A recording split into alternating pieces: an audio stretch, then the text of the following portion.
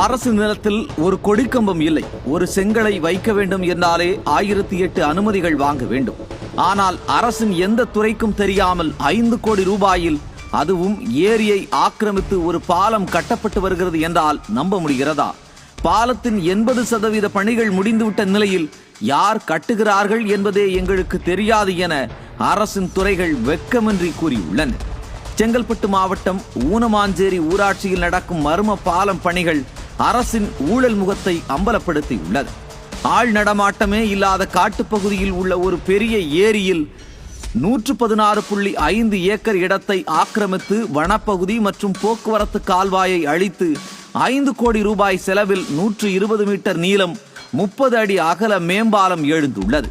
மின் இணைப்பு, தார் சாலை, மின்கம்பங்கள் என திட்டமிட்டு நடத்தப்படும் இப்பாலத்தை ஸ்டாலின் அரசின் பொதுப்பணித்துறை, நெடுஞ்சாலைத்துறை, வனத்துறை என அனைத்து